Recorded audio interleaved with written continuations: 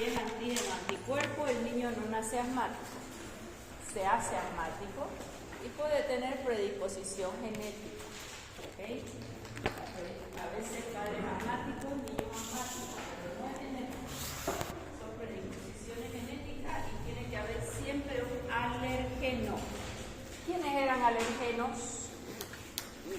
Polvo, polen, los pelos, cambios de temperatura, algunos fármacos, algunos alimentos. Gracias, mijo. Algunos alimentos, entonces esos eran nuestros alergenos. Ellos tomaban contacto con la inmunoglobulinas E del mastocito y se desgranulaban los mediadores. ¿Quiénes eran los mediadores de la inflamación? Histamina, prostaglandina. Y había uno que es de la línea de la inflamación. ¿Quién es? El más importante. Leucotrienos. ¿Quién conoce un fármaco que a los leucotrienos no los va a bloquear? Montelukast. Ok, a eso vamos a avanzar aquí. Como estamos más despiertos, voy a hacer un poquito de pizarra primero, ¿ya? Y de ahí vamos a hacer algo multimedia. Entonces, voy a hacer pequeñito todo para que la pizarra que cuesta tanto recordar alcance, ¿ya? Entonces, nuestro asma bronquial, lo más importante que tenemos que recordar que es una reacción antígeno-anticuerpo. Nuestra primera fase había que broncodilatar, ¿cierto? Porque había un broncoespasmo, un síndrome obstructivo reversible. Tenemos que volverlo reversible. 1, 2, 3 grupos de fármacos. Primer grupo de fármacos, ¿de quién estamos hablando? Siempre sigue siendo el estándar de oro. Agonista, adrenérgico, beta 2, mayor a beta 1. ¿De quién estoy hablando? Salbutamol. Fíjense ustedes que cuando avancemos, hoy voy a avanzar en glucocorticoides y cuando termine el glucocorticoides ya voy a volver al abordaje completo ya del asma cuando tengamos glucocorticoides. Fíjense ustedes que en todos los escalones, cuando yo no controlo el asma, paso al escalón 2, al 3, al 4, al 5, ahí hasta el 6. Todos los escalones mantienen el salbutamol en aerosol. Aunque no solucione y de ahí voy a aumentar un corticoide, mantengo. Si voy a aumentar un hipatropio, mantengo. Si voy a aumentar teofilina, mantengo. O sea que siempre mi patrón oro como broncodilatador es el salbutamol. ¿Y por qué a veces no responde? Ya habíamos dicho en la clase anterior, hace salbutamol, no broncodilata, no broncodilata. ¿Por qué? Los receptores se volvieron silenciosos. ¿Qué significa? Estaban en superficie, se invaginaron. ¿Y quién ayudaba a que esos receptores vuelvan a sensibilizarse? Los glucocorticoides. Y también los supersensibiliza o los potencia los antimuscarínicos. Pero el glucocorticoide, que es lo que vamos a estudiar hoy, glucocorticoides. ¿Son broncodilatadores los glucocorticoides? No son broncodilatadores. Lo que ellos van a hacer es supersensibilizar receptores beta 2. Entonces, en todos los estadios de control de asma, mantengo el salbutamol. Ya vamos a ver luego algunas imágenes. Abajo es el primero el salbutamol y de ahí voy aumentando cosas cuando el paciente no viene bien. Salbutamol, patrón oro. Puedo usarlos del periodo de latencia largo. Después de la crisis sí, ha aumentado. Puedo usar un salbutamol ahora que hay broncoespasmo. Espero un rato de usar salmeterol, sí. Porque si vino la crisis, lo más probable es que va a volver. Siempre son periodos de 3, 4, 5 días de crisis.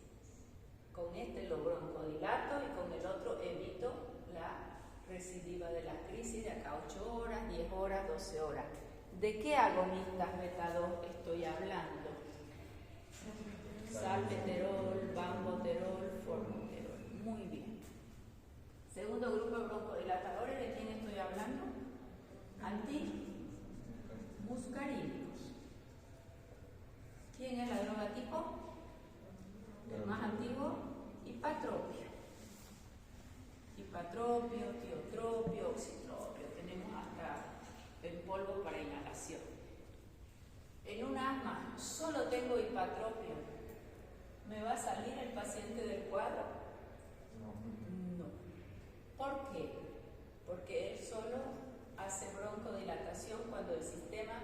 parasimpático está activado y asma es antígeno anticuerpo. ¿Quién recuerda qué patología parasimpática está activa y hace broncoespasmo? Fumadores, el EPOC. En el EPOC el broncoespasmo es porque se estimuló al parasimpático. Bien, pero acá puede ayudar al salbutamol con todo derecho. Puede ayudar. Y finalmente, el grupo que avanzamos la clase anterior, ¿quiénes son? Santinas. A ver, lo vamos a repasar rápidamente. Las santinas, ¿quiénes eran? Cafeína, teofilina, teobromina. ¿Y cuál era la que sí o sí usamos porque es más biodisponible? Ampollas de 250 miligramos. Aminofilina. Y si yo les pregunto, ¿qué es la aminofilina? Ella es sacada de la teofilina, es su derivado, es la etilendiamino de la teofilina. Ella sí es bastante, tiene mejor biodisponibilidad. Aminofilina. Esa aminofilina la teníamos en ampollas de 250 miligramos, comprimidos ranurados de 200 y de 300 miligramos, cada ranurita 100, para poder dosificar nuestro paciente. ¿Cuándo usábamos aminofilina? Cuando todo lo anterior no broncodilató. ¿Qué necesito para poner una aminofilina?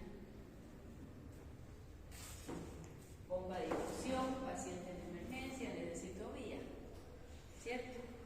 O sea que es uno de mis últimos rescates. ¿Quién recuerda la dosificación de la aminofilina para hacer el primer pool? 5 miligramos por kilo. Peso magro. ¿Qué es peso magro? Que la gordura no la tomo en cuenta. Si mi paciente pesa 100 kilos y es muy gordo, no hago más de 50 kilos, que es su peso magro. Y capaz hasta menos tendría, ¿no? ¿Por qué? Porque no es liposoluble. ¿Y por qué más? Porque su franja terapéutica es pequeña, estrecha. Y si yo hablo de franja terapéutica estrecha, ¿cuál es su principal toxicidad? Cardíaca. A ver, piensen, tomaron mucha cafeína. Taquiarritmia, estimulación del sistema nervioso central. Esas son las dos. Entonces siempre les digo, aquí son los 3 broncodilatadores. Los 3 dan taquicardia como efecto adverso. El salbutamol por efecto beta 1. El lipatropio por bloquear al muscarínico. Y la santina porque su efecto es también cardíaco. ¿Quién recuerda el mecanismo de acción de santina? Inhiben a la fosfodiesterasa. ¿Y qué hacía la fosfodiesterasa? Nosotros tenemos que el ATP pasa a ADP, ADP a AMP, el AMP cíclico. Cuando estaba ahí la fosfodiesterasa lo degrada y eso hacía que ingrese calcio en el bronquio. Es la hipótesis más aceptada. Bloqueo fosfodiesterasa, ya no ingresa el calcio y hay una broncodilatación. Tenía otros mecanismos de acción también. ¿Cuáles eran? Adenosina, le bloquea su receptor de adenosina. Bien.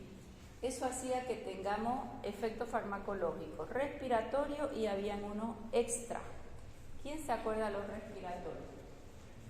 El más importante, broncodilatación. Todo estaba relacionado con la broncodilatación, todo es para respirar mejor. Entonces, ¿qué otro efecto? En el centro de la respiración, ¿qué hacía? En el bulbo, estimulante. Y si es estimulante respiratorio, ¿para qué usábamos? Apnea del recién nacido. ¿Cuál usamos? Cafeína. Bien. Luego, ¿para qué otro efecto farmacológico respiratorio tenemos? Los músculos de la respiración. Muy bien. ¿Quién se acuerda quiénes son los músculos de la respiración? Diafragma e intercostal. Bien. ¿Qué le hacía a los mocos? Aumenta el aclaramiento mucociliar. porque acá tenemos en la fase más tardía mucha hipersecreción, además del broncoespasmo y mucha inflamación. ¿Qué más? Estabilizador del mastocito. ¿Qué es estabilizar el mastocito si él adentro tiene los mediadores? Que no se degranule tan fácilmente, que sea como más fuerte. Estabilizador del mastocito, ese efecto no es espectacular ni es tan duradero. Listo. Luego, efectos extra a nivel cardíaco, estimulante. Sistema nervioso central, estimulante. A nivel renal, es diurético. ¿Sí? ¿Qué más? Eso es lo más básico. Los efectos adversos salen de esos efectos extra respiratorios. Bueno, hasta ahí teníamos en el asma bronquial nuestra fase de broncoconstricción y hasta avanzada. Pero tenemos una fase tardía. Nuestra fase tardía tenía dos partes. Tenía una parte inflamatoria y teníamos una parte de hipersecreción. Esa hipersecreción llenaba de moco árbol bronquial y había más todavía menor diámetro del bronquio, había sibilancia, había moco, unos estertores se escucha por ahí, en esta fase tardía. Mi emergencia es broncodilatar. Muy bien, ya broncodilatamos a nuestro paciente. ¿Qué toca hacer ahora? Esta inflamación, cuando es recurrente, hace remodelado del bronquio. Y el remodelado es el endurecimiento de su músculo liso, ya no se contrae y se relaja con tanta elasticidad y pierde elasticidad. Entonces cada vez es más difícil broncodilatar. Si yo sé que va a ser un remodelado estos fibroblastos, ¿qué intento hacer? Antiinflamar. Vamos a intentar antiinflamar. Y si yo hablo de fármacos para inflamación, ¿qué fármacos conocen para inflamación? Glucocorticoides, ¿serán los únicos que conocen? AINES. AINES.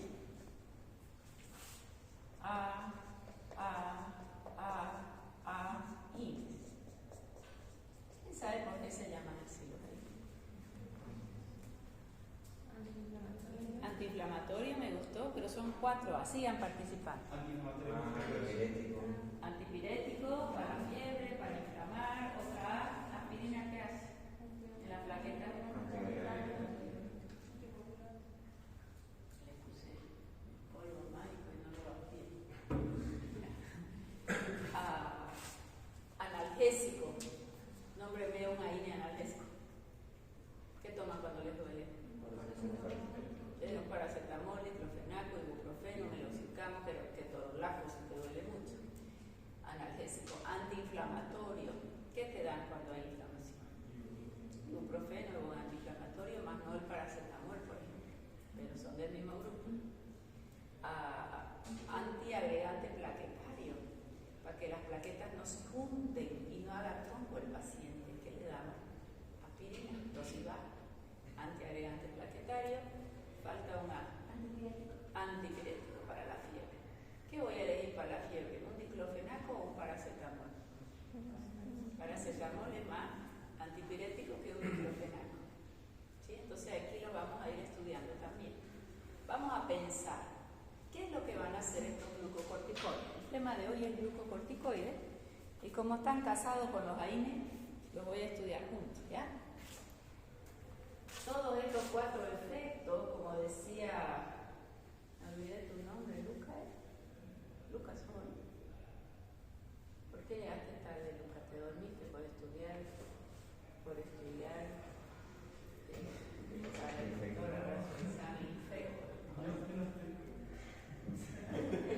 Saliste de jarana. Ya. Estas 4A, él decía no esteroideo. ¿Qué significa eso? ¿Qué es no esteroideo?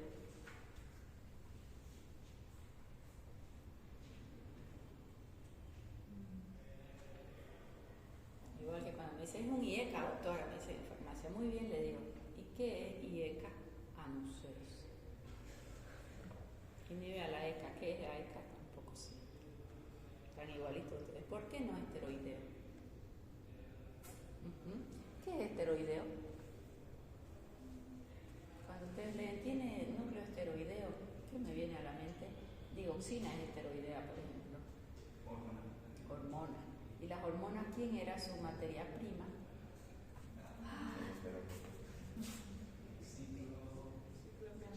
Ciclopentano, peridrofenantreno. Ese es el peridrofenantreno y este es un pentano. Pentano es que tiene 5 átomos orgánica básica. Ciclopentano, peridrofenantreno. ¿De dónde viene este? Este viene del colesterol. El colesterol de ustedes es la materia prima. ¿Para quién la materia prima es el colesterol de ustedes? El colesterol de ustedes es la materia prima para las hormonas. Todas mis hormonas, todas son todas, tienen el ciclopentano, peridrofenantreno que deriva del colesterol. Todo ese ciclo o anillo le llamamos esteroideo. Esteroideo.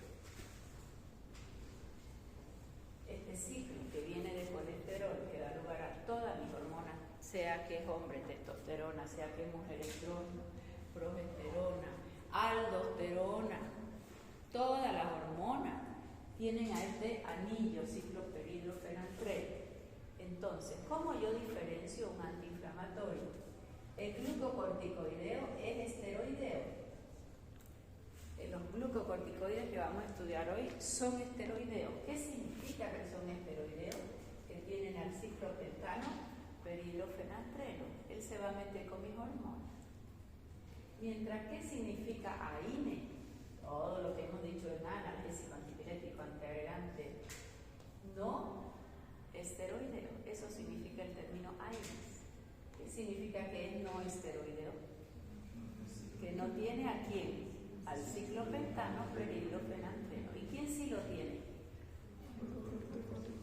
¿Se entendió? Entonces, ¿cuántos grupos de antiinflamatorios tenemos? Yo diría esteroideo y no esteroideo. ¿Quiénes son los esteroideos? Glucocorticoides. ¿Y los no esteroideos? Los AINES. ¿Queda clarísimo? Ya. Bueno, vamos a empezar entonces con glucocorticoides.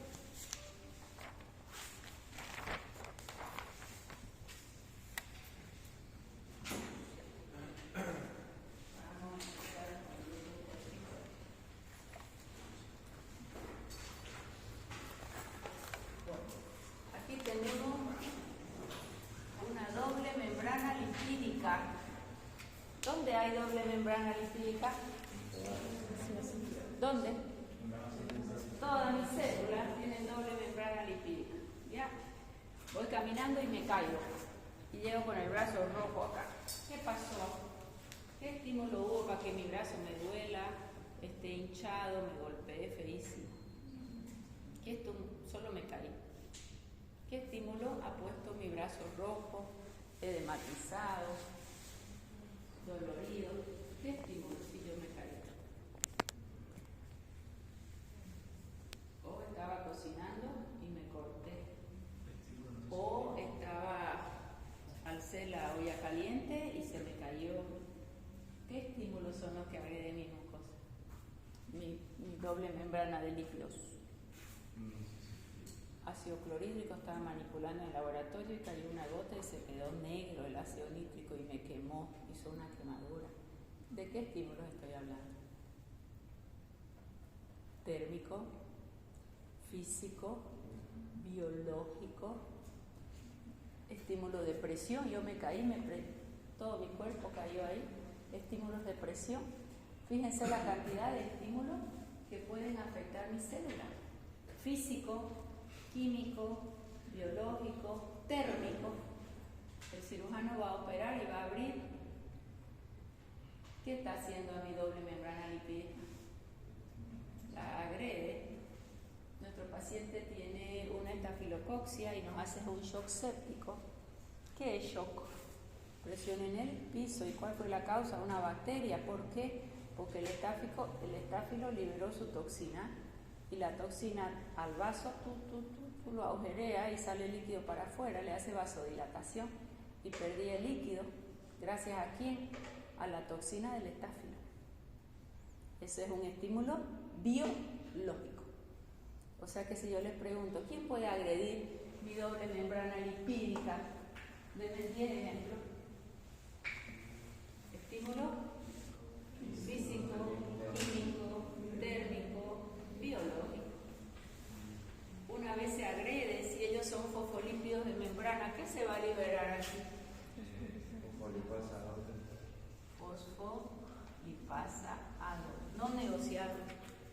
El estímulo tenga el origen que tenga, fosfolipasa A2 se va a liberar. A ella podemos decir que es la madre de la inflamación, es la primera. ¿Quién recuerda esa fosfolipasa A2? Va a dar lugar a la formación de qué? Ácido araquidónico. Esta cascada la quiero para toda la vida ya. No olvidarse. El ácido araquidónico. ¿El ácido araquidónico qué va a hacer? El ácido araquidónico me va a dar dos vías. La que toda la vida hemos estudiado es la vía de la derecha en mi gráfico. Entonces, ese ácido araquidónico da lugar ¿a quién?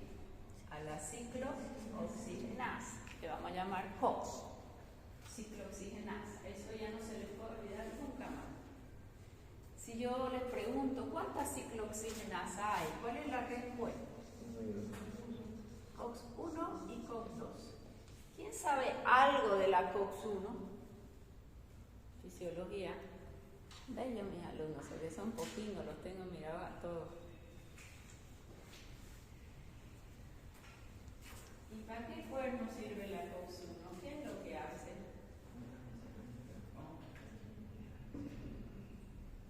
Va a ser la encargada de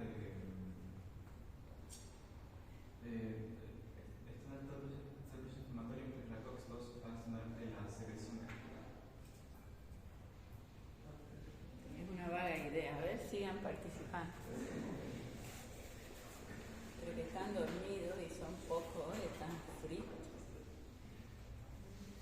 Profesora, la COX-1 se llama constitutiva. Si se llama constitutiva es porque yo la tengo en mi organismo de forma natural, sin que haya cascada de inflamación, y me va a constituir, me va a proteger. ¿Cuáles son los dos órganos por excelencia que ella va a proteger? Los dos órganos por excelencia que va a proteger es a nivel gastrointestinal y a nivel renal. O sea que mi COX-1, ¿qué le hace a mi nivel gastrointestinal? Esto parece que está medio fiero. Aumenta la producción de bicarbonato a nivel gástrico. ¿Protege o no protege el bicarbonato? ¿De quién? Ok. Disminuye el ácido clorhídrico. ¿Es bueno o no es bueno para proteger? Peor mis alumnos que dejan periodos largos sin comer, ayunos prolongados. ¿Quién más me protege? ¿Quién más puede proteger mi mucosa gástrica? Mientras más espesa mi capa de moco, no vamos a hacer gastritis ni úlcera. Aumenta el moco. ¿Y quién más? Aumenta el flujo sanguíneo local, la circulación, para que se lleve las toxinas gástricas. Vamos de nuevo. La COX-1 se llama constitutiva. ¿Por qué? Yo la voy a tener aunque no tenga cascada de la inflamación, porque ella se encarga de que aunque yo no comí muchas horas, yo no haga gastritis, yo no haga úlcera. ¿Por qué? Porque está aumentando mi bicarbonato, disminuyendo el ácido clorhídrico, mejorando mi moco y aumentando el flujo sanguíneo local. ¿No? Y a nivel renal, ¿cuánto consume el riñón del volumen minuto cardíaco cuando yo estoy en ayuno? Digo en ayuno porque si yo como, la sangre se va toda para el intestino entrañable. Pero ahora lo hemos comido desde ayer. ¿Cuánto se gana mi riñón? 2/3 del volumen minuto cardíaco. Es el órgano más irrigado de todos. ¿Ya? 2/3 del volumen minuto cardíaco se va al riñón. ¿Qué significa? Que mi organismo asegura que haya buena filtración glomerular, aunque no tomes agua. Entonces, ¿qué le hace? Es un vasodilatador renal. Es un vasodilatador renal. ¿Y para qué quiere vasodilatar? Para que aumente el caudal plasmático renal, para que filtre mucho y aseguremos que el riñón no se dañe. O sea que, ¿qué es lo que nos hacía la COX-1? ¿Es protectora o es inflamatoria? Protectora. Por eso se llama constitutiva. ¿A quién protege? Mucosa gástrica para no hacer gastritis y al riñón para asegurar filtración, para vasodilatar. Bueno, y la COX-2, si esta se llama constitutiva, la 2, ¿cómo se llama? Esa se va a inducir porque se activó la fosfolipasa 2. Y si va a inducir, ¿cómo se llama? Inductiva. ¿En serio no saben esto de fisiología? Ya voy a pensar que están dormidos. Constitutiva es parte de mi protección para mi riñón y mi mucosa gástrica. Cuando aquí se agredió una agresión de fosfolípidos de membrana y liberó fosfolipasa 2, no se va a formar COX-1, se va a formar COX-2. Ella se induce por la lesión. Aquí hay una lesión. Entonces recién voy a tener ciclooxigenasa 2. ¿Y quién sabe qué nos va a dar la ciclooxigenasa 2? Tromboxano y el más importante, leucotrieno. Prostaglandinas de la línea 2. Prostaglandinas de la línea 2. 2E, 2F. Prostaglandinas de la línea 2. Tromboxano y prostaciclina. Bueno, vamos a pensar. Y la prostaglandina, estoy hablando de la línea 2, E2, F2. ¿Qué es lo que ellas hacen? Ellas hacen la tetrada de Celso. ¿Qué es la tetrada de Celso? Dolor, rubor, calor, edema. Aumentan la temperatura.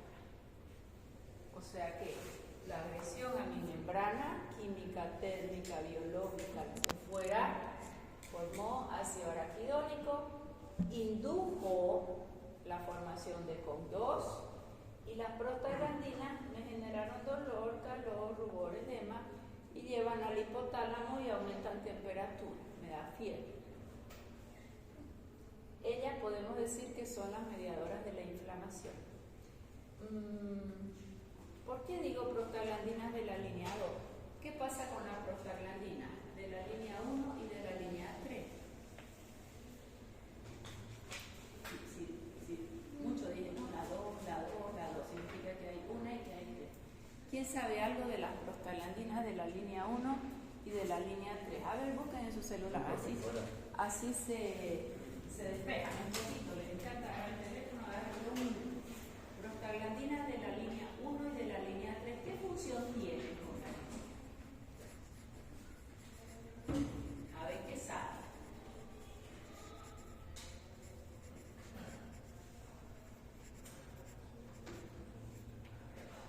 Prostaglandinas de la línea 1 y de la línea 3.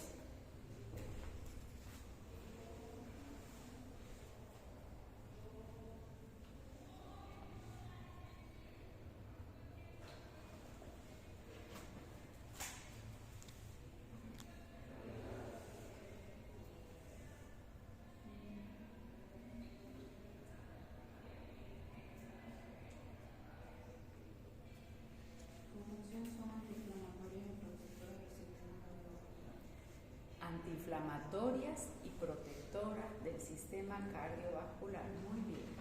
Esto que ya no se les olvide nunca. Cuando ustedes escuchan prostaglandinas, yo tengo que saber si es la línea 1, 2 o 3. La 2 es proinflamatoria. Línea 1 y línea 3 son antiinflamatorias. ¿Y quién las alimenta? Omega 3. Esa es la función del omega 3. Mejorarme la línea de la prostaglandina 1 y de la prostaglandina 3. Ella es la línea antiinflamatoria, principalmente en inflamación crónica. A ver, nómbreme un paciente con inflamación crónica. paciente con artritis, inflamación crónica. Y el asma también, porque es recidivante, tiene sus episodios de agudeza, pero todo lo hipertensión es inflamación en endotelio también. Todas las patologías crónicas, casi todas, su denominador común es inflamación. Prostaglandina de la línea 1 y de la línea 3 son antiinflamatorias. ¿Cuál es el problema del omega?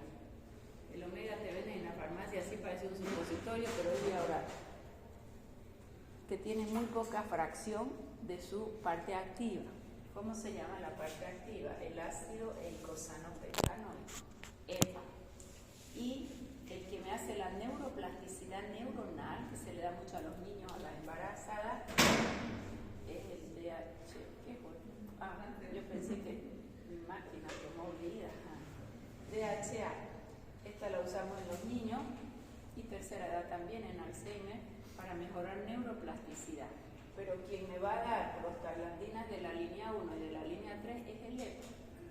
Siempre que vean un omega 3, van a darle vuelta al frasco, porque ahí dice omega de 1000 y todo el mundo, no doctora, yo tomo 1000 de omega. Ok, ese 1000 de omega, atrás dice que 3 cápsulas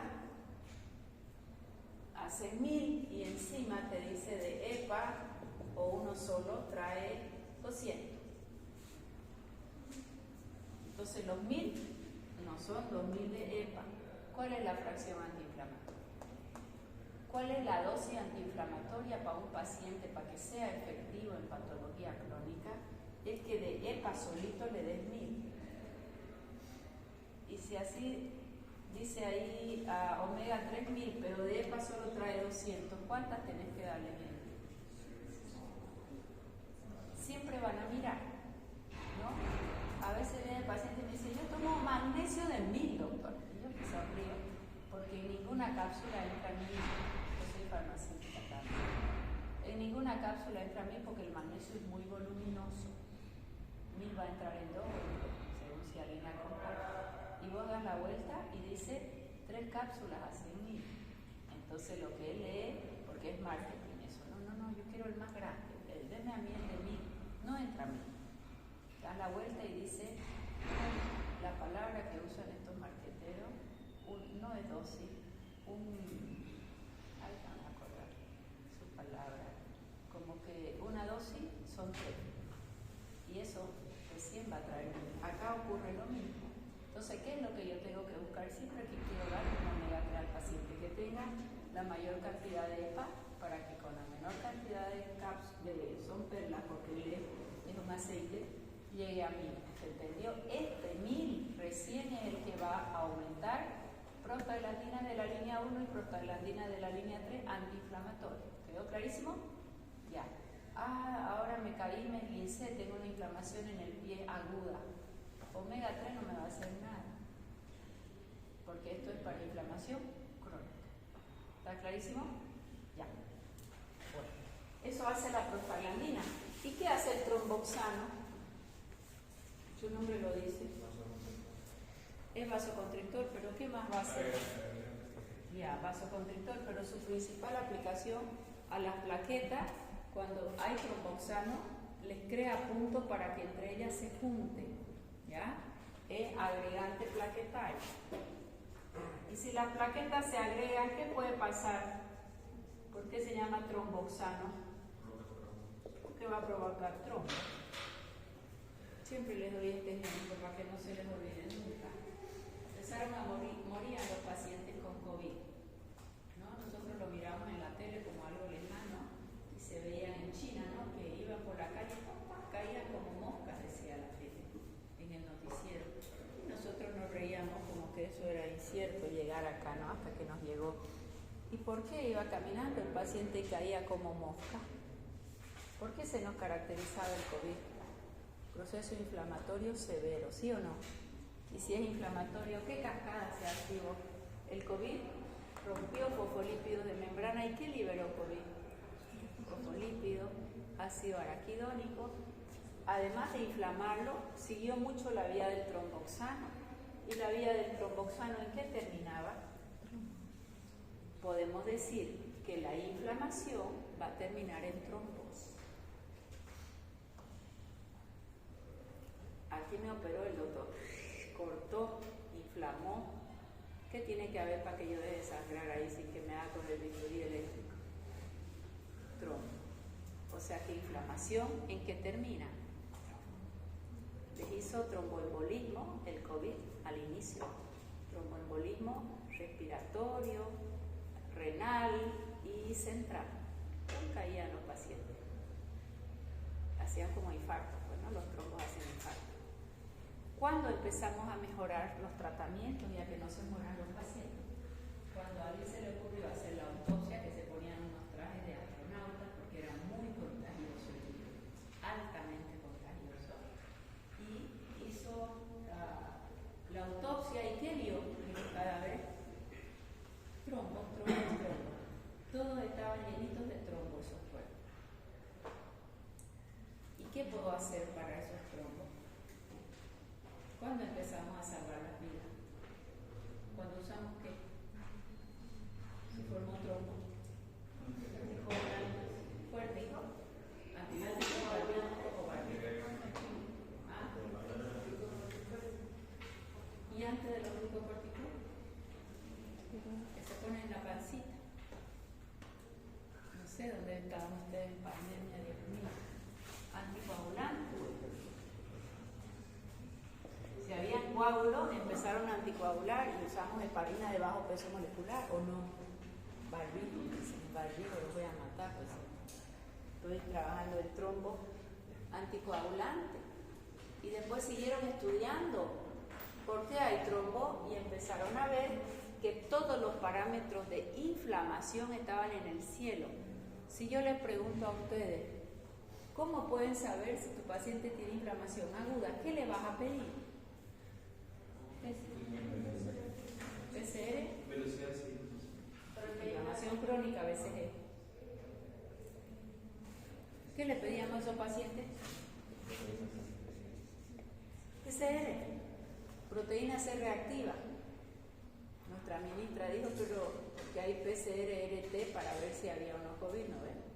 Y nuestra ministra de Salud dijo, pero si en Bolivia siempre hacemos PCR, ¿no? Y lo que querían decir era la prueba de COVID de reacción en cadena de la polimerasa para detectar el virus, ¿no ven? Pero este es el PCR usual que pedimos, PCR inflamación aguda. Pedíamos un hemograma para ver hasta dónde bajaron los leucocitos y los linfocitos se empezaban a comer y cuando caían al piso ese paciente iba a agravarse. Cae la inmunidad y después cualquier bacteria aparecía también, eso era agregado. Pedíamos el PCR y ¿qué más pedíamos en COVID? Esto para ver el grado de inflamación. ¿Qué más? ¿Dónde estaban en COVID ustedes? ¿Ah? Por eso, ese es el PCR-RT. Pedíamos el de dímero. ¿Y qué es el de dímero? ¿Qué es de dímero? No saben nada. ¿Qué les pasa, criatura? A ver, ¿qué es el de dímero? A ver, busquen en su teléfono. ¿Qué es el de dímero? Dímero de. ¿Qué es y para qué sirve? ¿Indicador de qué? ¿Cuándo lo voy a pedir? ¿Qué es el de dímero? La prueba de dímero es forma parte del perfil de coagulación de un antídoto. ¿Pero qué es? Una proteína. Producto de la degradación de fibrina. Producto de la degradación de fibrina. Y en la cascada de la coagulación, fibrinógeno pasa a fibrina. Entonces, ¿qué es? Que me está diciendo que ahí hay coagulación. Y ese de dímero, lo normal en algunos laboratorios era hasta 0,5. Habían dedímeros que llegaban con 20 y era hasta 0,5. ¿Qué era un dedímero de 20? Su coagulación está terrible, él está formando trombo. Y si está formando trombo, ¿qué riesgo tengo de tromboembolismo? Cerebral, cardíaco, renal, en miembros. Y por eso morían los pacientes, iban caminando y caían como moscas. O sea, yo tengo esas imágenes de la tele y nosotros nos reíamos acá, ¿no? Porque no parecía irreal hasta que llegó a todo el mundo. Entonces, ¿qué estoy queriendo decir? Que la cascada de la inflamación termina haciendo trombo. Ojo, la mayoría de las patologías que ustedes van a ver, sea hipertensión, sea diabetes, más todas las itis, artritis, todo lo que acá en itis, termina formando tromboxano, con alto riesgo de coagulación. Mientras que la prostaciclina hace vasodilatación y es antiagregante, es opuesta. Pero generalmente toda esta línea de inflamación viene a prostaglandina de la línea 2 y a tromboxano. ¿Por qué no dije prostaglandina de la línea 1 y 3? Ellos son antiinflamatorios. ¿Listo? Bueno, entonces agredimos acá fosfolipasa hace ácido araquidónico, ya sabemos que hay COX-1 y COX-2 y terminamos con todo este cuadro de agregación plaquetaria, dolor, calor, rubor, edema. ¿Qué hacía el ibuprofeno? ¿Qué mecanismo de acción tiene el ibuprofeno, diclofenaco? Estamos muchísimo.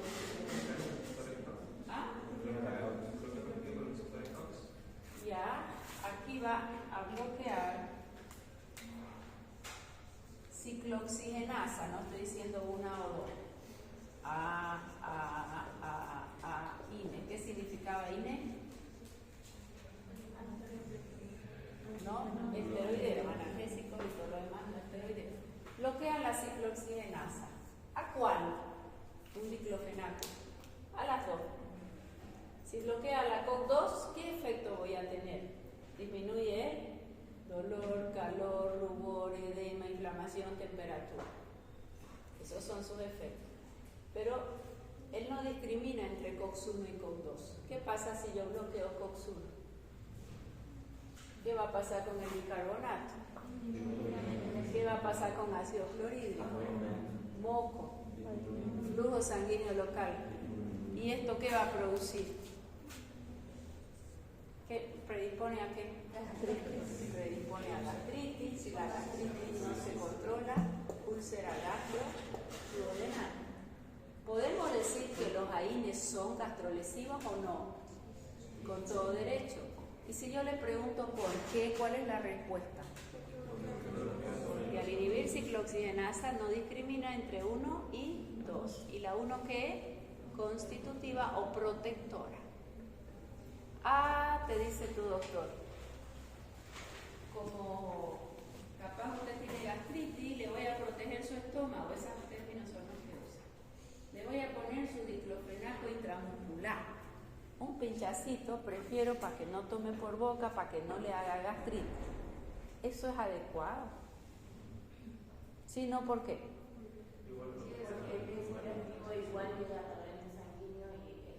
Ok, muy bien. Entonces, ¿cuál es la respuesta? ¿Por qué es gastrolesivo? ¿Porque llega y agrede al estómago o por mecanismo de acción? Y si lo pongo en supositorio, ¿va a cambiar su mecanismo de acción? Y si le pongo una cubierta entérica para que el estómago no le haga nada y llegue al intestino, ¿va a cambiar su mecanismo de acción? No. Eso, por favor. Diferente que tu paciente esté muy dolorido, el estómago tenga gastritis, llega el fármaco y todo fármaco va a agredir. Es otro cuento. Pero si vos no tienes gastritis, no tiene sentido. Otra vía, si quiere una acción más rápida, endovenoso me parece fantástico, o intramuscular, un efecto rápido. Pero no es que no va a ser gastrolesivo, prohibido. ¿Se entendió? Ya, hay que me atiendan mis nietos y le digan a mi nuera que le van a poner en ampolla para que no le haga gastritis, ¿no? Yo voy a estar atenta. Si llego a vivir y a conocer, ya. Nadie se quiere casar ahora, ¿no? Hacer unas abuelas a rastrapata. Ya. Entonces, por mecanismo de acción es gastrolesivo. Pero ¿a quién más afecta? Que lo protegía al riñón. ¿Cómo protege al riñón la COX-1? Haciendo vasodilatación. Y si le bloqueamos con estos AINES, ¿qué va a pasar? Va a haber vasoconstricción. Podemos decir que son nefrotóxicos. Estoy avanzando, corticoides y AINES. Esto no lo voy a repetir. Vamos. Si yo uso AINES, entonces, ¿qué efecto adverso ya que lo conocen por mecanismo de acción? Gastrolesivo y nefrotóxico. Si ustedes hacen un levantamiento de datos donde hacen las diálisis, en los centros de diálisis.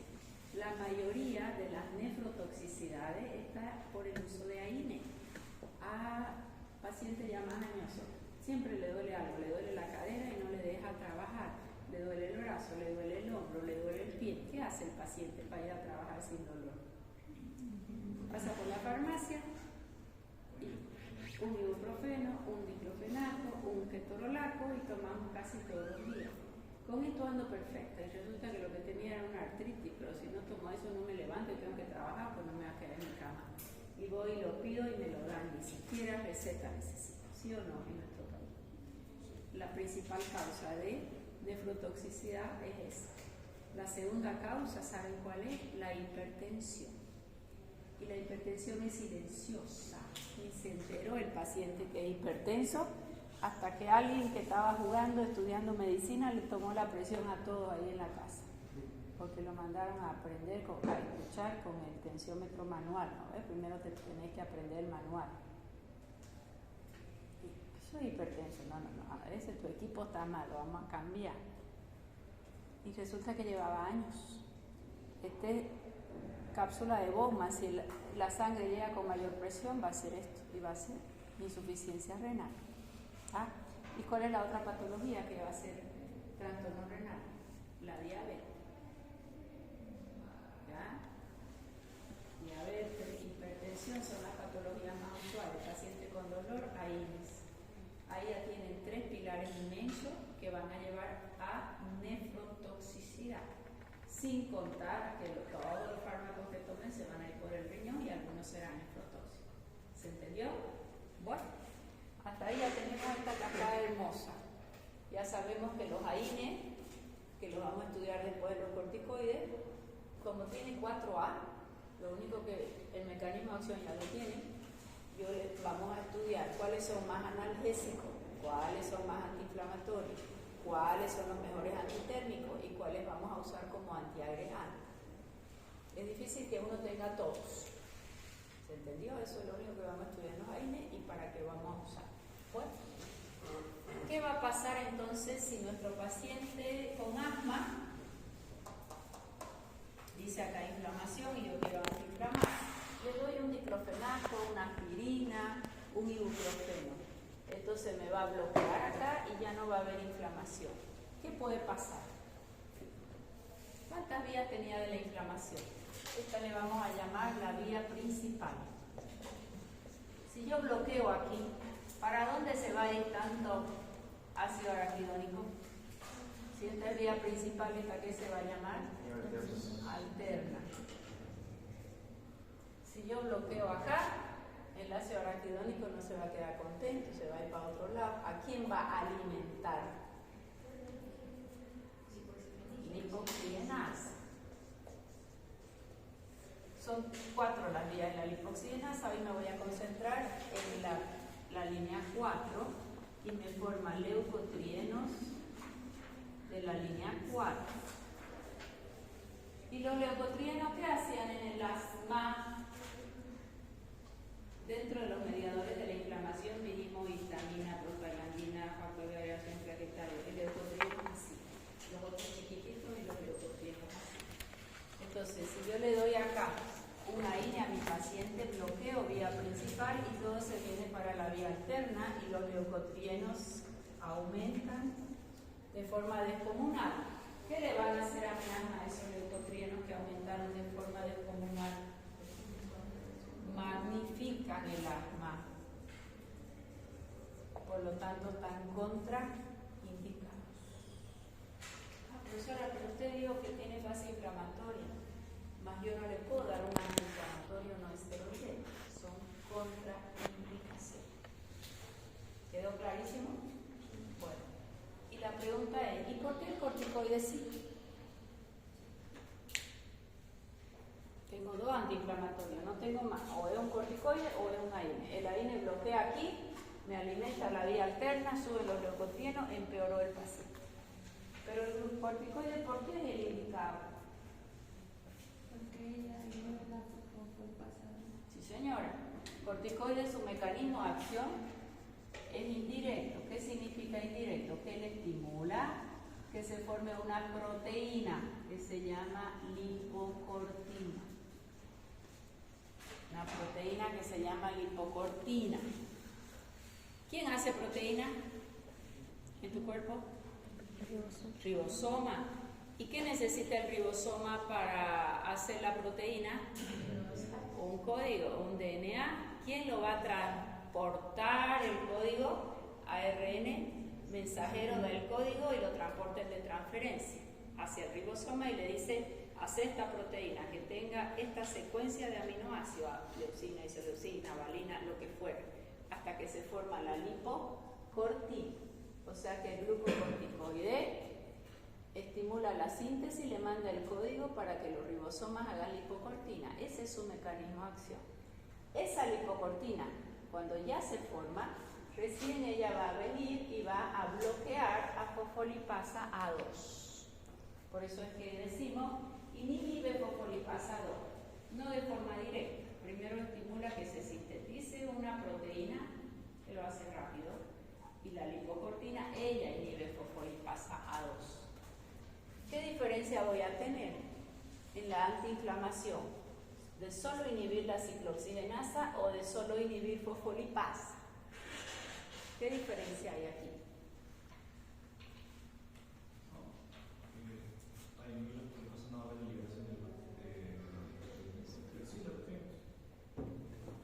¿Y los otros sí?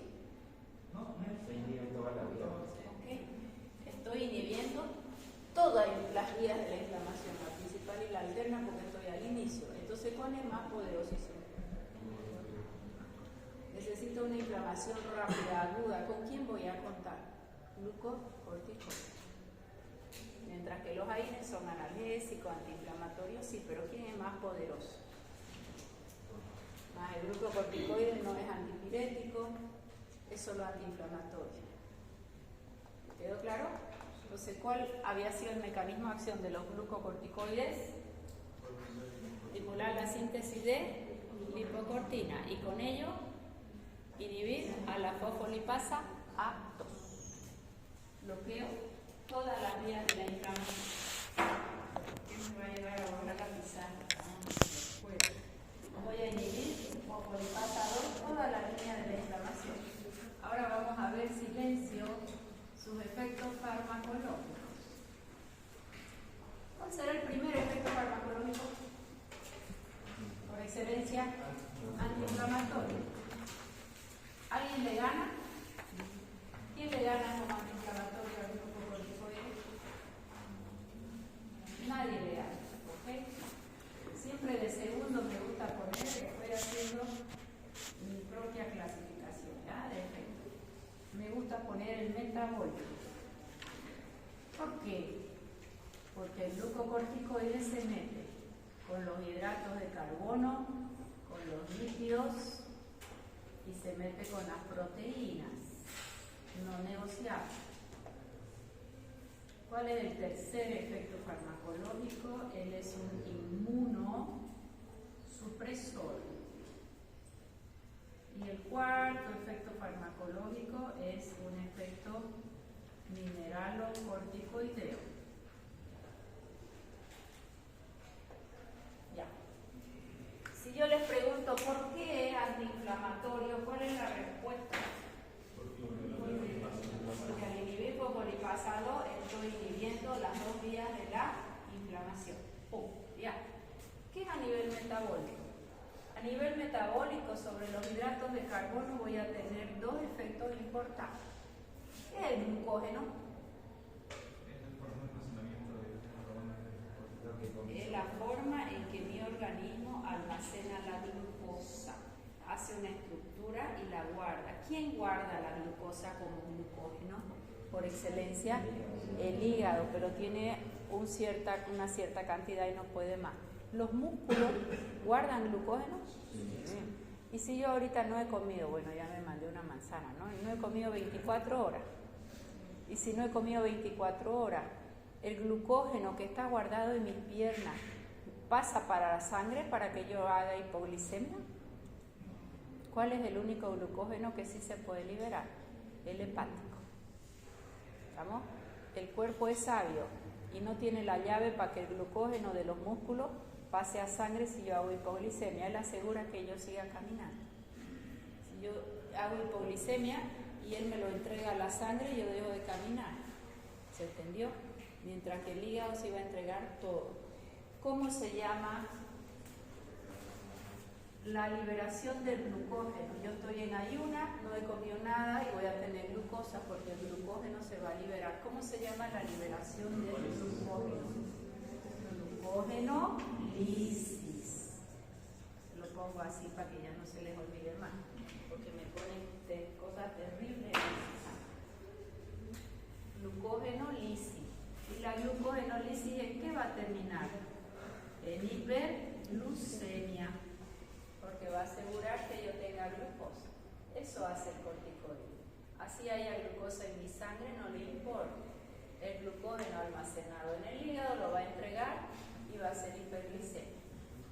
¿Qué más hacen los carbohidratos? Gluconeogénesis. ¿Qué es la gluconeogénesis?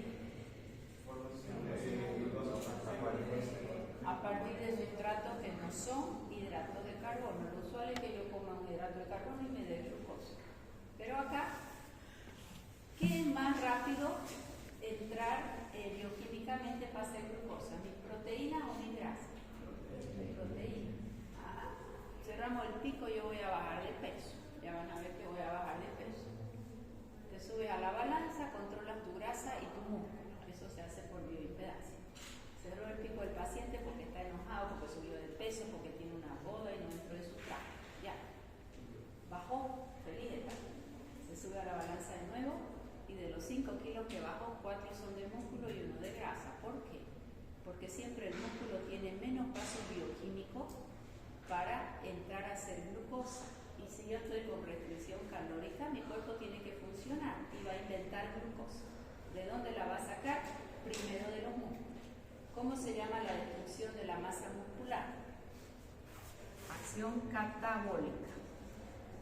Hace catabolismo de mi músculo, lo va a destruir. Eso es gluconeogénesis y va a llevar a hiperglicemia. O sea que los corticoides son catabólicos proteicos. Llegan y destruyen proteínas. Y no las dejan que se formen. Entonces son antianabólicos. Catabólicos proteicos y antianabólicos. ¿Para qué me destruye las proteínas? Para hacer gluconeo. Neo es nueva glucosa a partir de sustratos que no es hidrato de carbono. Después que se me comió mi músculo, si yo no hice ejercicio, ¿con quién sigue? Con los lípidos. Y está la lipólisis. ¿Qué es lipólisis? Destrucción de los lípidos. En realidad no lo destruye los lípidos. Lo que hace es todo su contenido graso que está adentro lo usa. Porque si lo destruyera, esa célula cuando vuelva a recibir comida ya no está. Y ella queda guardada ahí. Solo la vacía. La más llamada lipólisis. Solo la vacía. Cuando vos empieces a comer de nuevo, ella se va a llenar grandemente. ¿Saben cuál es lo triste? Que esas células tienen memoria. ¿Qué significa que tengan memoria? Que vos empieces.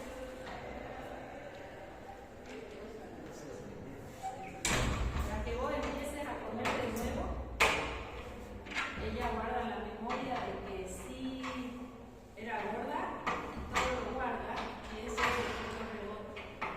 ¿Cuánto tiempo tienes que dejar al bolsito? 2 años para que él se olvide. Entonces, mal llamado lipólisis, ¿no? Porque acá es destrucción, no lo destruye al adipocito, le saca todo su contenido vegetal. Pero esa lipólisis, que así se llama, entra a gluconeogénesis y también hace hiperglicemia. O sea que a quién voy a destruir? Proteína, esas sí se destruyen, y lo vacía el adipocito todo para hacer glucosa. Y el glucógeno guardado también hace glucosa. ¿En qué paciente está contraindicado? ¿Por qué? Porque le va a subir su glucosa ahí. Contraindicación absoluta. sí. Tiene COVID mi paciente y se va a morir, necesita corticoide, absoluta o relativa. ¿Qué tendré que hacer si yo sé que le va a subir la glucosa? Controlo la glucosa y seguramente usaremos insulina por corrección, además de todo lo que ya él venía tomando. ¿Se entendió? Son contraindicaciones relativas, ¿ah? No es absoluto. Absoluto es dar un misoprostol, que es el Citotex, a un bebé porque él va a morir. Eso es contraindicación absoluta.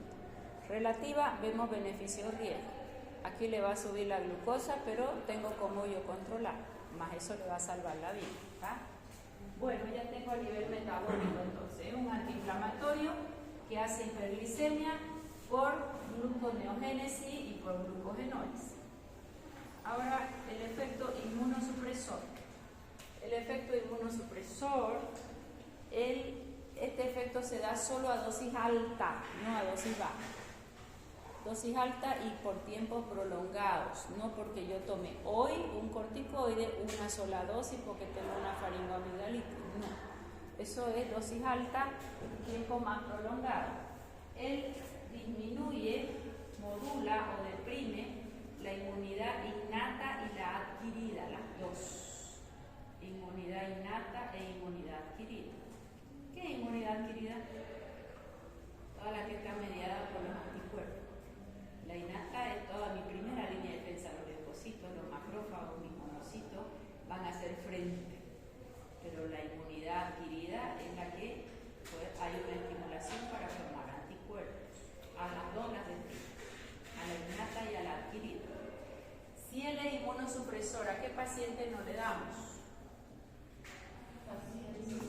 ¿Quiénes son inmunosuprimidos ya?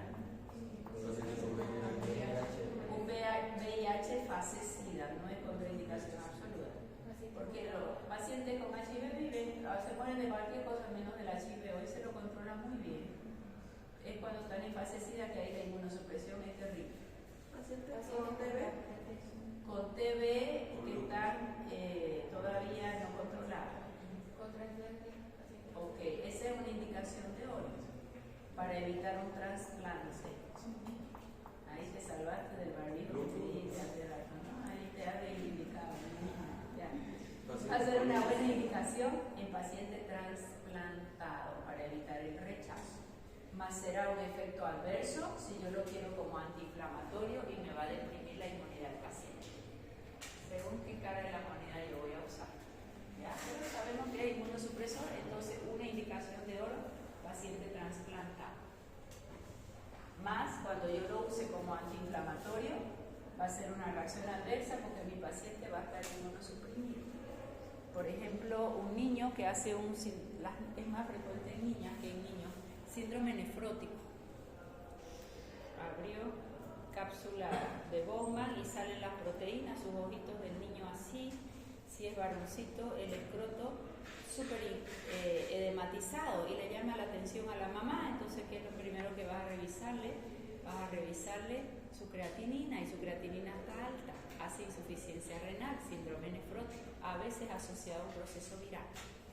Y ahí, corticoide lo vamos a usar y se revierte casi al 100% en casi todos los pacientes, pero no en 2 días ni 3, es un uso largo, dosis alta. Van a inmunosuprimir la formación de anticuerpos en el síndrome nefrótico y de ahí lo van a ir bajando en cola de ratón hasta dejárselo sin. Y realmente se revierte. Ahí el corticoide lo ves hermoso. Entra y sale. Más donde no lo ves hermoso son patologías crónicas como artritis reumatoidea. El paciente viene muy dolorido, le dan corticoide y sale en quinta, no le duele nada, dueño del mundo. Pero va pasando el tiempo y empieza a aparecer hiperglicemia. Es un paciente con baja inmunidad, virus que pasa por ahí se lo agarra, no curó nada y empiezan a aparecer así de efectos adversos y el paciente no lo quiere soltar porque no le duele nada. ¿Se entendió? Ya vamos a estudiar eso. ¿Okay? Entonces, inmunosupresor. ¿Qué será un efecto mineral o corticoide? ¿Qué me dice la palabra mineral o corticoideo? ¿De qué hormona yo estoy hablando? Estoy hablando de aldosterona. ¿Dónde se produce la aldosterona? corteza de la Médula suprarrenal. La ¿Quién se produce en la médula? Adrenalina. membrana externa de Bueno, qué vergüenza, ni anatomía ni capa fisiología. glomerular. La corteza de la glándula suprarrenal. Ya, la corteza tiene 3 capas: fascicular, reticular y glomerular. ¿En cuál? En la glomerular. La aldosterona. Resulta que nosotros producimos nuestro propio corticoide todos los días. ¿Qué se llama nuestro corticoide? Voy a producir 20 miligramos por día. ¿Y para qué yo voy a producir cortisol? Ay, doctora, todo el mundo habla acá con el cortisol. ¿Cómo que lo voy a producir todos los días? ¿Lo producimos o no? Claro. Todos los días. ¿A qué hora? Pico máximo 8 a.m. y baja a las 16 horas al 50%. Hasta las 12 de la noche debería bajar completamente, yo dormir y empezar a formar mi nuevo cortisol para mañana y no quedarme toda la noche sin dormir, porque no voy a bajar el cortisol ni voy a tener rendimiento. Me vengo a la clase dormida, esta pobre profesora está haciendo el payaso aquí para que no se duerma, porque tienen un examen más tarde. ¿Sí? Es lo peor que le pueden hacer a su cortisol. ¿Ya? ¿Y para qué se produce mi cortisol? ¿Cuál es su función? Es la hidrocortisona. Dígame, ¿para qué hacen su cortisol? ¿Ustedes a la vez? Hoy me levanté feliz, yo no me levanté estresada, pero igual hice cortisol. ¿Para qué? Viste, cuando tenés un día lindo, ay, es domingo. Yo me soñé que era domingo y me quedé, por eso llegué 8 minutos tarde. Qué rico, digo, quedarme en mi casa el domingo. Cuando algo me dijo no era domingo, era sábado. Ya estoy de vacaciones, tenemos receso.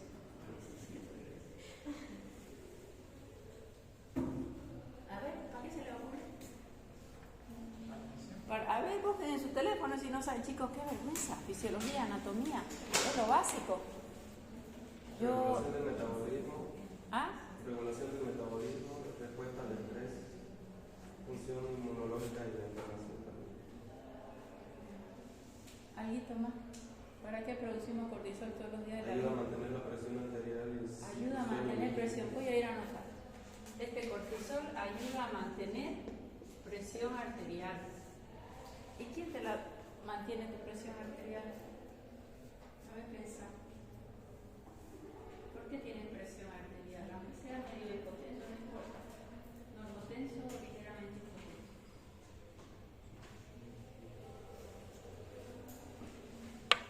¿Por qué tienes presión arterial? Voy a renunciar, ¿eh? ¿Qué se les ocurre? El corazón tiene lógica porque él funciona por sí solo, ¿no? Tiene célula automática, pero algo le ayuda a la presión. ¿Pero y quién? ¿Por qué tengo presión?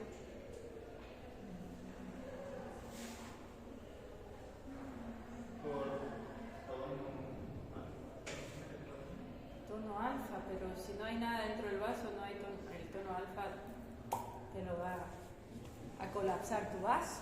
Nutrición de los órganos. Fuerte. Nutrición de los órganos.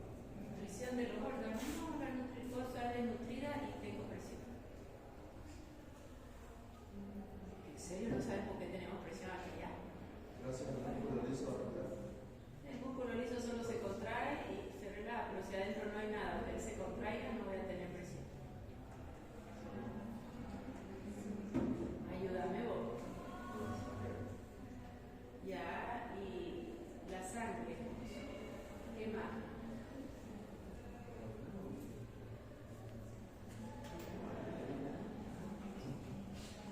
¿Por qué tienen presión?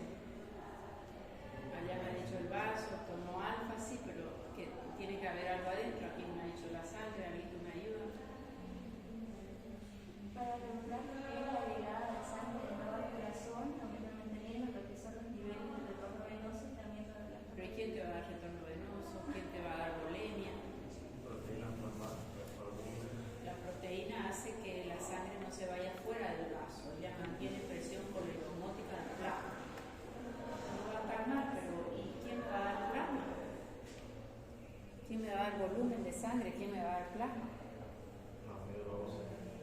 La médula me da el glóbulo rojo. ¿Y el líquido de la sangre quién te lo da, criatura? ¿Ah? El agua. ¿Y quién va a hacer que el agua se retenga? ¿Y cómo se llama la hormona que retiene agua y quita sodio en el último momento? Ya, el cortisol que ustedes producen, criatura, tiene efecto. ¿Quién da la presión? Es su efecto mineralo corticoideo. Estimula aldosterona, que se va a producir en la corteza suprarrenal. ¿Y dónde va a actuar? En la última porción de la nefrona, que se llama túbulo. Vamos, han dado examen de eso recién. Colector. ¿Y qué hace en el túbulo colector aldosterona? Abre canal para que se retenga ¿quién? Sodio y se elimine potasio. La aldosterona. Por ella tenemos que nosotros retenemos sodio y agua. Así van hasta los glóbulos rojos. Pero ¿quién da el volumen? Esta aldosterona. Para eso yo tengo mi cortisol. El cortisol no solo es para el estrés. Él está dando una vitalidad para mí. Él está asegurando que yo tenga glucosa, aunque yo no desayune. Él está asegurando que yo tenga presión arterial, aunque no tome líquido de momento. Para eso es mi cortisol. ¿Ok? Entonces el cortisol tiene un efecto mineralocorticoideo, porque él estimula la aldosterona para que se retenga sodio, le acompaña el agua y tengo volemia de forma natural. Yo no soy hipertensa, pero tengo que tener aldosterona, porque si no la tuviera, mi presión se cae. ¿Se entendió? O sea, la aldosterona no es maligna. Todos los días la debemos producir. El problema es ella cuando está muy alta. Bueno, entonces este cortisol tiene un efecto mineralocorticoideo. Además, lo que producimos nosotros se llama hidrocortisona 20 miligramos. El efecto que le llamamos glucocorticoideo. O sea que el corticoide tiene dos efectos. Uno mineralo para asegurarme que yo tenga presión y uno glucocorticoideo que es antiinflamatorio, metabólico para asegurarme que yo tenga glucosa y se mete un poquito con la inmunidad. Ese es el corticoide que nosotros producimos todos los días de nuestra vida. Que yo sea muy estresada, que haga todo a última hora. ¿Puedo subir mi cortisol? Claro. Subo mi cortisol y no lo bajo. El paciente muy estresado. Y el paciente muy estresado está tranquilo mirando cómo se mueve la luna y se va escondiendo. No. ¿Cómo está? Ansioso, está irritable, está la glucosa arriba, los músculos están listos para salir corriendo, quiere hacer todo a 1000, pero lo está estimulando que vos hagas más cortisol. Esa es una hipercortisolemia que te bloquea la serotonina, te da ansiedad, puedes entrar en pánico. Si no hay serotonina, no hay melatonina, el paciente no duerme, está ansioso, piensa y te bloquea también la memoria y te bloquea la ovulación. Paciente muy estresada, hace chequeo ginecológico y está todo perfecto. Ya lleva 1 año, 2 años, 3 años intentando. Las son las que trabajan en el banco, esas son las que más les cuesta estresarse. Por algún motivo tuvo que dejar algunas cosas, se olvidó, se relajó y se embarazó. ¿Por qué? Porque el cortisol está alto también bloquea ovulación. Bloquea mi memoria, bloquea serotonina, me da tristeza, puedo entrar en pánico. Si no hay serotonina, no hay melatonina, me da insomnio. No sé si se van sintiendo identificados. Alguien te habla y morde, no le hables a tu hermana, déjala nomás que está por estudiando. Estudia medicina el último día, no me molesta. No tienen por qué trastocarse la vida tanto y meterle al cortisol como 1000 cuando ya están encima de la olla. ¿Se entendió? Bueno, ese es el cortisol. O sea que el cortisol es beneficioso, sí, tiene un efecto gluco que me protege y tiene un efecto mineralocorticoideo. Punto. Entonces, ese efecto mineralocorticoideo, si yo estoy dando exógenamente un corticoide, ¿qué es el efecto mineralocorticoideo? Que va a ser lo mismo que aldosterona. ¿Y qué hace la aldosterona? ¿Qué hace aldosterona? Aumenta sodio. ¿Quién le acompaña? Aumenta el acá? Aumenta volumen minuto cardíaco y aumenta presión arterial. Hasta aquí, ¿cuáles son las dos ramas más importantes de los diuréticos? Diuréticos de los glucocorticoides. ¿Vamos? ¿Diabéticos? Reacción adversa, hiperglicemia, hipertensión arterial. ¿A qué precio? Para antiinflamar o para inmunosuprimir. También la inmunosupresión, a no ser que sea el efecto que yo deseo. ¿Se entendió? Bien, entonces, ¿qué mecanismo de acción tienen los glucocorticoides? Estimulan la síntesis de glicocortina. ¿Para qué? Inhibe fosfolipasa 2. Y si yo bloqueo fosfolipasa 2, ¿cuál es su principal efecto farmacológico? Antiinflamatorio. ¿Qué otro efecto tengo? Metabólico. ¿Qué hace? Glucogenólisis, gluconeogénesis, hiperglicemia, catabólico proteico, antianabólico y lipólisis. Cuando hay lipólisis, aumentan los ácidos grasos libres en sangre. Y si le hemos dado por mucho tiempo, al paciente se redistribuye la grasa. ¿Dónde se redistribuye la grasa en un paciente que toma corticoides de larguísimo plazo? Cara de luna llena, de estudiar, espalda de búfalo. Eso ya se llama síndrome de Cushing. El síndrome de Cushing se da o por dosis muy alta junta o baja dosis por mucho tiempo.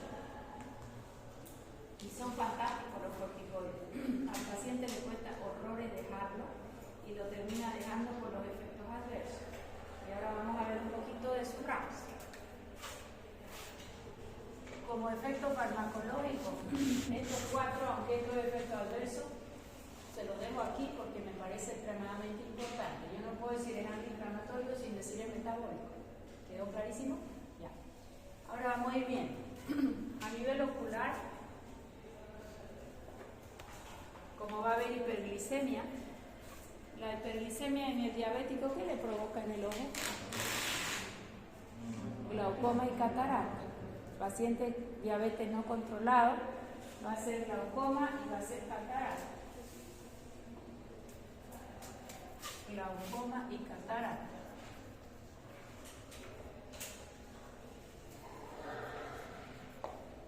El sistema nervioso central generalmente son estimulantes. Los glucocorticoides generalmente son estimulantes. Generalmente pueden producir ansiedad en algunos pacientes, convulsiones. Pacientes con antecedentes de psicosis pueden desencadenar su crisis de psicosis. Les quita el sueño a muchos de ellos. ¿A qué hora darían el corticoide si hay que usarlo para evitar bloquear la producción de urina? ¿Ah? ¿Por qué? Para que cuando llegue la noche no sea. No me la charle. Tu respuesta está bien a mitad. ¿Por qué a las 8 de la mañana tendría yo que dar un corticoide exógeno para que no bloquee la producción natural? Porque ¿cuál es el riesgo? ¿Qué pasó en COVID? Usaron tanta dosis porque el paciente no venía bien y con el corticoide se mejoraba, entonces otra ampolla, bloquearon su producción natural. Salió de COVID, ya no está intubado, está vivo, pero el paciente está tirado en la cama y no tiene aliento de mover un pie.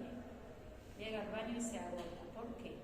Porque le pusieron tantos glucocorticoides que le bloquearon su cortisol natural. Y si yo hoy no hubiera hecho cortisol a la mañana, no estoy aquí parada, con energía y hablándole, porque el corticoide me asegura que yo tenga glucosa, me asegura que esté atenta, me asegura mi presión arterial. ¿Se entendió? Entonces, cuando usamos mucho tiempo, dosis muy alta, bloqueamos la producción natural. Esta producción debería ser todos los días de forma circadiana. Pero ¿qué pasa si yo no duermo? Formo cortisol nuevo. Si no tengo, se ha descubierto que tienes que apagar la pantalla del celular o del iPad o de lo que tengas en pantalla, todo es pantalla hoy, 8 horas para que recién el cortisol baje y vos produzcas uno nuevo. Y resulta que te echaste 2 de la mañana y que estabas chateando o estudiando y todavía no has alcanzado a bajar el cortisol de ayer. ¿Formaste nuevo o no? Acá hay 2 temas interesantes. paciente con hipercortisolemia que le bloquea hasta la atención y se olvida de todo. Entra en depresión. Y cuando ese cortisol lo has tenido alto mucho tiempo porque estudias, porque trabajas, porque tu esposo, porque 1000 oficios, cuando él cae, que antes se llamaba surmenage, se llama síndrome de fatiga crónica. Es ese paciente que viene a la consulta. Doctora, yo soy joven, no tengo ganas de levantarme, mi vida es hermosa, tengo lindos hijos, tengo trabajo. O sea, no es depresión, doctora, pero este cuerpito no me acompaña. Y a la semana te levantaba cansada por lo menos 3 veces, después 4. Hoy, doctora, vine porque todos los días. ¿Qué ocurrió? Ese cortisol que lo tuvo alto muchos años se agotó. ¿Quién se agotó? La glándula que lo produce, hizo hipofunción. Cae el cortisol y el paciente no tiene ganas de mover un dedo y no es depresión. Este cuerpo, doctora, no me acompaña. Yo digo, pero siempre he ido al gimnasio, siempre he hecho esto, no quiero quedarme en mi cama y me deprimo pensando en que tengo que hacer cosas, pero este cuerpito no me acompaña. Eso pasa cuando tu cortisol ha estado harto tiempo. Esto me pasa mucho con los petroleros, que los mandan a trabajar 3 semanas y los mandan de vuelta a uno. Tengo un paciente capísimo que se lo llevan a alta mar a perforar unos pozos de boliviano, capísimo. Y cuando volvió de eso, a ese le llevan más de 3 semanas porque su viaje es muy largo. Creo que son 2 meses y lo largan 10 días, una cosa así, trabajar 24/7, ¿no? Volvió, estaba manejando su camioneta y sintió sensación de muerte y se tiró a un lado, gracias a Dios. Hizo una crisis de pánico, es una sensación de muerte, una taquicardia, me estoy muriendo, muerte inminente. Ese es un colapso, es un estrés severo, se llama síndrome de pánico. Le hacen todos los estudios, su corazón impecable, todo impecable, y solo se llama síndrome de pánico. Le ponen 3 gotas de móvil debajo de la lengua, queda perfecto. Se entendió, no era un infarto, no tiene bien alimentado, no es obeso, buenos hábitos, hace ejercicio cuando puede, tiene relativamente bien. Ese es el cortisol. ¿Se entendió? Cuando te bloqueas, hipercortisolismo. Entonces, el cortisol no es bueno allá en las nubes, que yo ando acelerado, o acá en el piso. El cortisol tiene su ciclo en el día, yo lo tengo que subir a 8 de la mañana. ¿Cómo lo subo? Porque yo dormí 8 horas y apagué la pantalla más temprano. Y de ahí, de las 8 de la mañana hasta las 4 de la tarde, tiene que bajar a la mitad. Hasta las 12 de la noche tiene que bajar completamente y yo estar durmiendo para que haga hasta las 6, 8 de la mañana el nuevo cortisol. Hacer esto y esto, eso es lo ideal. Es necesario el estrés, claro. Si no se hubieran estresado ustedes no se levantan. ¿Qué me importa si ya va a salir el exceso? ¿Qué me importa? No, algo te mueve y te dice, no voy a ir a la casa. Pero la va a grabar aquí, me la pasa, me la consigo, no es lo mismo, ¿no? Cuando la escucha por segunda vez ya es otro evento. ¿Sí o no? Entonces, eso tienen ustedes que trabajar. Su cortisol subir y bajar, tenerlo así, puede llevar a un síndrome de fatiga crónica, se llama ya, antes se decía surmenage. No es bueno, y el hipercortisolismo tampoco. Él tiene su ciclo. ¿Quedó clarísimo? O sea que lo que yo voy a dar con el corticoide es más dosis de fuera para adentro. ¿Qué riesgo tengo? De bloquear mi propia producción. Si hasta 21 días puedes usar, después de 21 días, si lo seguís usando, vas a bloquear la producción natural seguro. O dosis muy altas de una sola vez. A ver, busquen en su celular lupus eritematoso sistémico y pulsoterapia, a ver cuánta dosis le van a poner del corticoide cuando han descubierto que su paciente tiene lupus y quieren hacerle pulsoterapia.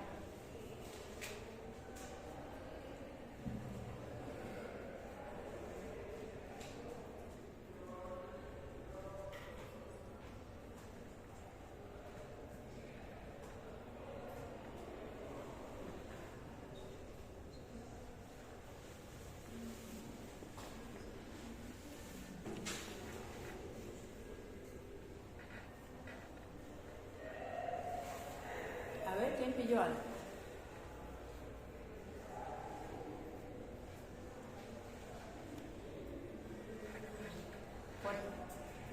La pulsoterapia es una forma de administrar dosis muy altas de corticoides intravenosos en forma rápida y concentrada, generalmente en un corto periodo de 3 a 5 días. Ya, que a veces 3 días, a veces lo hacen en uno solo. Ya vamos a ver cuando hacemos hidrocortisona, que vamos a hacer dosis altas. ¿Ya? Eso se hace cuando debutante dice de lupus, entonces hacemos una dosis alta junta. Se cree que si la dosis era muy alta, una sola vez o hasta en 3 días, los efectos adversos se minimizan hasta controlar el paciente. ¿Ya? Es una teoría. Todos los pacientes son diferentes. Solo en medicina multiplicar y dividir es lo mismo. ¿Sí o no? Una célula se multiplicó, ¿qué hizo? Tengo muchas, y si se dividió, hizo ir aprendiendo. Gracias, mi niña. A un contador le podés afirmar que multiplicar y dividir es lo mismo. En medicina sí, entonces cada paciente es diferente. Pero puede usar dosis altas de unas, generalmente en patología autoinmune para silenciar el anticuerpo.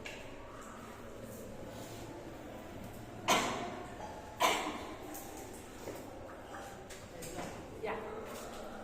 Entonces, sistema nervioso central, hemos dicho estimulación, en algunos hace depresión. Como el efecto mineralocorticoideo va a aumentar la volemia, muchas veces el paciente hace hipertensión intracraneana, ya dosis alta o por mucho tiempo, puede hacer hipertensión intracraneana. En los vasos, ¿qué va a hacer? Hipertensión arterial. ¿Por qué? Por el efecto mineralocorticoideo. Todos los efectos adversos me tienen que saber por qué. Todos. ¿Por qué hace glaucoma y catarata? O la hiperglicemia. ¿Por qué hace hipertensión intracraneana? Por el aumento del efecto mineralocorticoideo. ¿Por qué hace hipertensión? Por el efecto mineralocorticoideo. Hipertensión, ya tengo hiperglucemia. A nivel metabólico, ya lo tenemos allá. Hiperglicemia. Y se aumentan los ácidos grasos libres en sangre por la lipólisis. Dislipemia. Porque estaban guardados mis ácidos grasos, ahora los han removido, han hecho ácidos grasos libres más glicerol. ¿Hay chance de una acidosis al estar en constante gluconeogenesis? En el muy largo plazo, porque el cuerpo siempre te va a compensar. Siempre te va a compensar. A nivel metabólico, a nivel ocular, a nivel óseo. ¿Quién sabe qué hacen los corticoides a nivel óseo? ¿Qué han escuchado?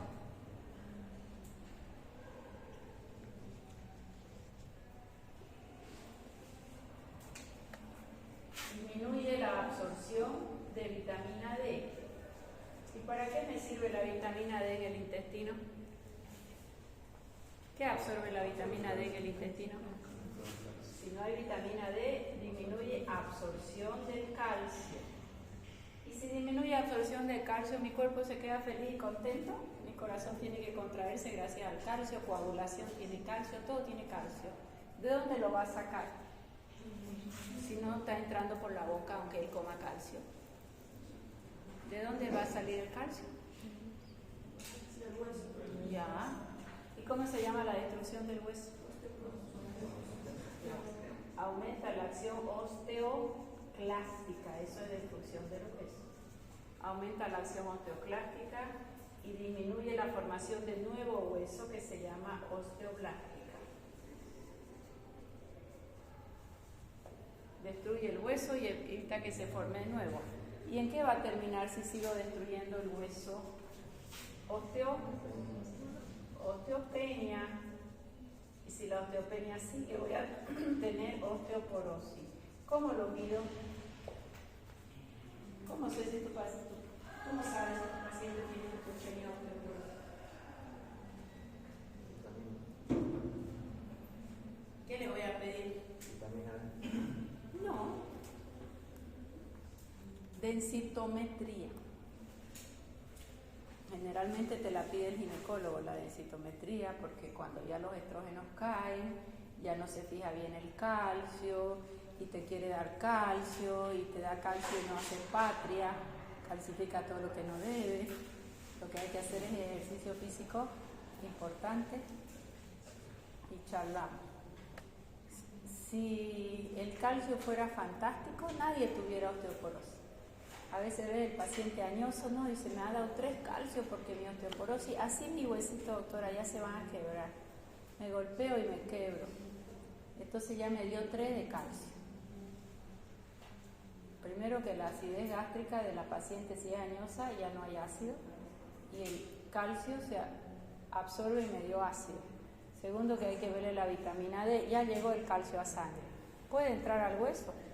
Necesita K2 y ejercicio físico de musculación. O sea que lo llenaste de calcio y si el calcio está en sangre porque pudo llegar, ¿qué va a hacer? Va a calcificar donde hay inflamación. Aquí tenía una inflamación, una tendinitis crónica, lo cronifica y lo calcifica.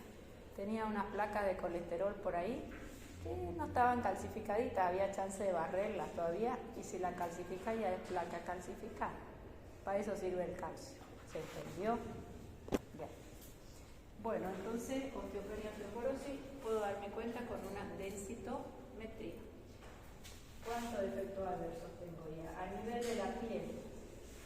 A nivel de la piel, favorece el adelgazamiento de la piel, disminuye las fuentes de colágeno y los rompe, favorece el adelgazamiento de la piel. Disminuye la cicatrización, adelgazamiento de la piel. A ver, quiero que se imaginen a esta paciente, ella toma corticoides de largo plazo pues tiene artritis. Va a ver a sus compañeras de escuela, ya tiene 50 y pico de años, y le dicen, che, pero vos no tenés ni una arruga, ¿por qué?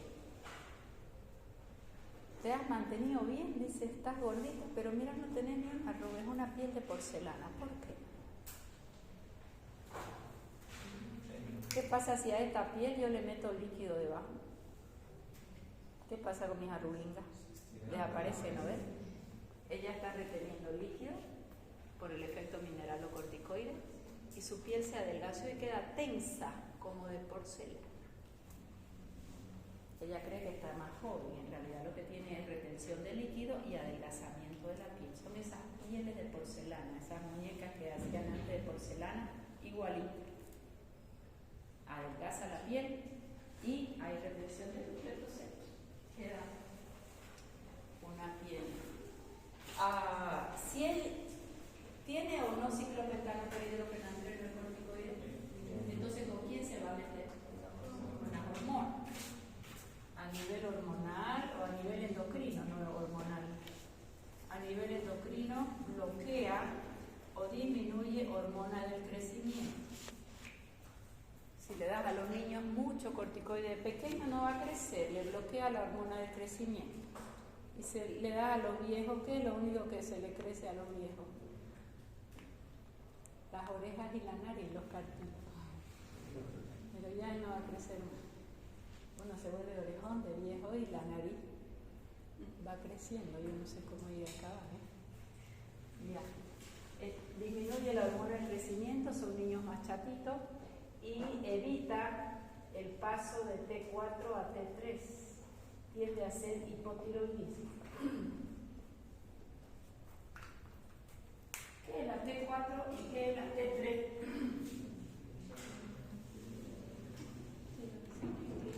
Tetraiodtironina, ¿activa o inactiva? Ella es inactiva, no tiene actividad. ¿Cuál es la actividad de la tiroides? Metabólica. Él va a determinar mi metabolismo basal. Si estoy hipertiroidea voy a tener taquicardia, si estoy hipotiroidea bradicardia, ¿no? Disminuye el paso de T4 a 3, generalmente hace hipotiroidismo. Generalmente a nivel hormonal. Puede hacer en mujeres hirsutismo porque evitan la aromatización en mujeres y se sube la testosterona.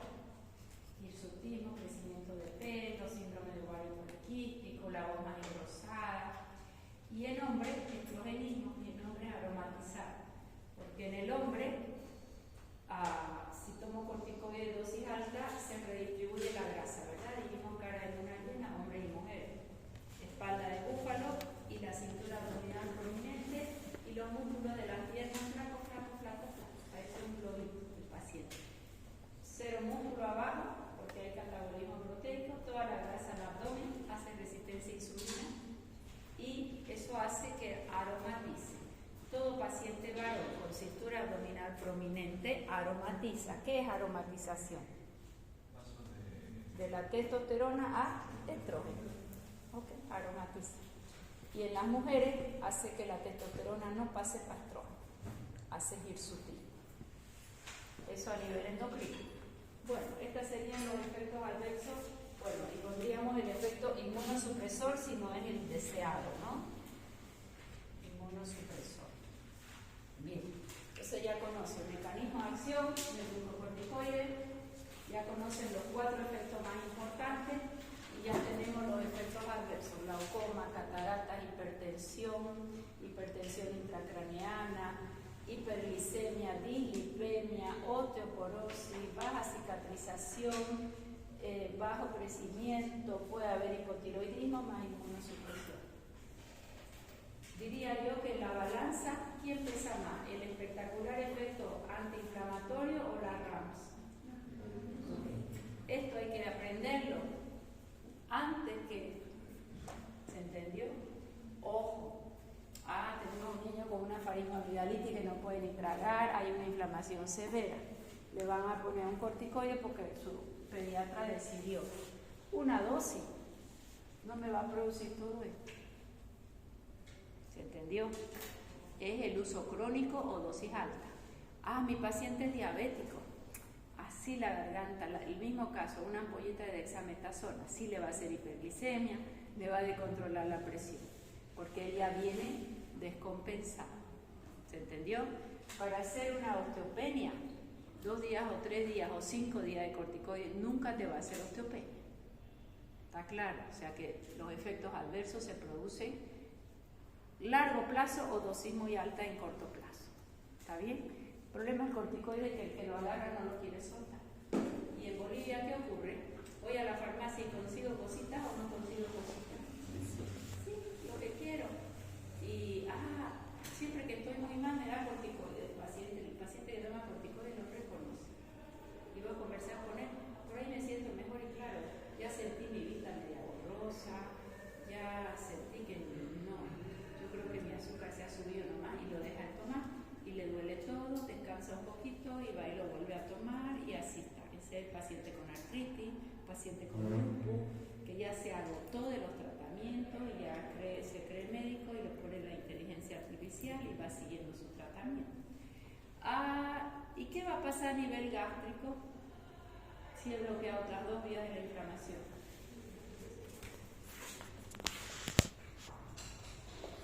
¿Qué hacía la vía principal de la inflamación? ¿Qué hacía la vía principal de la inflamación? Era protectora gástrica, y si bloquea la vía de inflamación, ¿qué va a hacer? Gastritis. ¿Y al riñón? Nefrotoxicina. Esos son los efectos propios de los AINES, ¿ya? A nivel gástrico va a haber gastritis, y la gastritis prolifera va a haber úlcera gastroduodenal. ¿Cómo te das cuenta que tu paciente tuvo una úlcera? Heces negras como alquitrán. Cuando las heces son negras como alquitrán es que la úlcera es arriba, es gastrointestinal, de duodeno o de mucosa gástrica, y ya la sangre llega digerida. Cuando sale negra como alquitrán las heces, se debe hacer la prueba del peróxido de hidrógeno, el agua oxigenada. Le ponen unas gotitas de agua oxigenada y si burbujea es que es sangre ya coagulada, porque puede ser que sea remolacha, que comió algo el paciente, o los niños que le dan dulce de Halloween con todo color negro, ¿no ves? Y ahí la cajita sale negra, ¿no? O las tortas de Batman, siempre, las tortas de color. Siempre le digo yo porque nunca me olvido un día la caja de mi hijo negra. Y claro, yo trabajé mucho cuando él era pequeño y mi doñita lo llevaba a todos lados. ¿Y qué pasó? Señora, la torta era negra. Ya, sabía de colores la cajita, ¿no? ¿Por qué? Ahí lo